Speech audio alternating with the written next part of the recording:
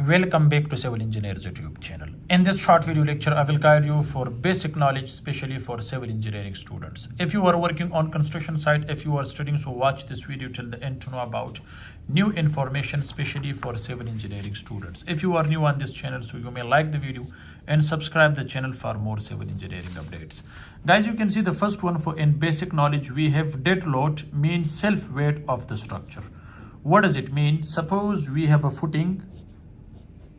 On the top of this, these are the columns, and this is other footing, and these two are columns. On the top of this, this is a top beam, and this is RCC slab. Okay, so it means the weight of footing, weight of column, weight of beam, weight of slab. It is called self weight of the structure. So dead load means self weight of structure in RCC construction, or you can say in the construction, any one construction, self weight is called structure load. Next, guys, DPC. What is DPC? Guys, you can see on the top of the foundation, suppose this is the depth of the foundation, for example 1 meter. On the top of this, we are providing DPC. Guys, you can see this is DPC, means dam proof course, and the thickness of the DPC should not be less than 2.5 centimeter. So the DPC is very important to protect the from the foundation, or so the foundation is a lot of water, because we have a lot of water in foundation. So to it protect the brick masonry, or you can say from the plinth level it protect. Okay, so therefore DPC is very important to protect the building from the seepage. Okay, so therefore DPC is a very important part of the building construction layer, which thickness should not be less than 1 inch, or you can say 2.5 centimeter. It should not be less than this, right? This is DPC.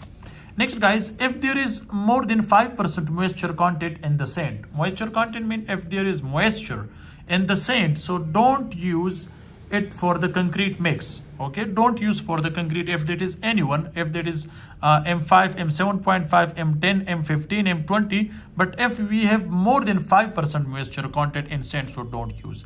Next, the curing period of the RCC is 28 days. Why? Because weight of the steel, suppose I have M20 grade concrete, M20 grade, it means this at characteristic strength is 20 Newton per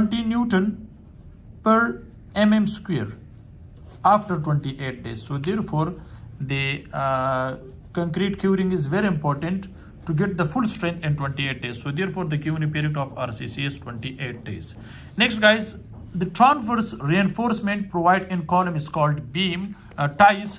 Suppose in column, this is column, and transverse reinforcement we are placing like this rings. So rings is called ties. So ties in column, and the transfer reinforcement is provided in beam is called stirrups. In beam, when we are providing the rings, that's called, so these are stirrups in beam, because this is beam, so it's called stirrups. Okay, in column we have ties, right? Next, guys, here you can see we use the ties as we discussed before. We use ties in column and stirrups in beam to handle the shear force and keep the longitudinal bars in position. Guys, you can see these are longitudinal bars. To keep it in position, so we are placing, or we are connecting all these longitudinal bars with the help of the stirrups. Okay, and also longitudinal bars and ties, or you can say in beam. Okay, in beam and also in columns, so for especially for shear force and also to keep the bars in position.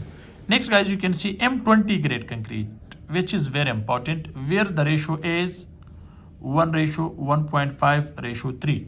So M20 grade concrete should be used for foundation, beam, column, and also slab.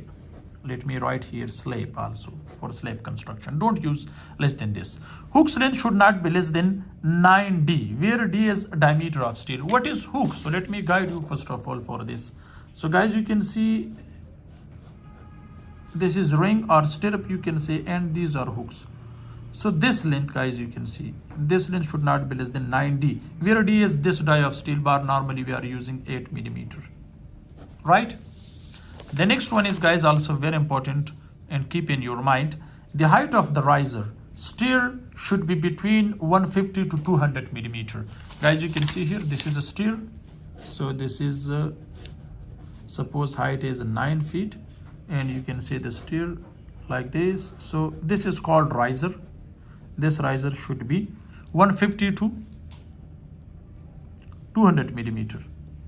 And this is straight, this one, and this is riser, this is straight, this is riser, this is straight, and this straight should be 250 mm to 300 millimeter, right? You can keep like this. Next, guys, you can see the slope of the pitch should be between 25 to 40 degree. What is pitch? Guys, you can see this is ground level, and you can see the pitch is here. So this angle should be 25 to 40 degree, right? The next one is, guys, cement more than 3 months old should not be used in construction because it expired after 3 months. So therefore, when you are checking it before manufacture date, so when it's more than 3 months or about 3 months, so don't use for the construction. Guys, this is a short video but very important for you people to know about the basic knowledge for civil engineering students. Thanks for watching. See you in next video. Goodbye.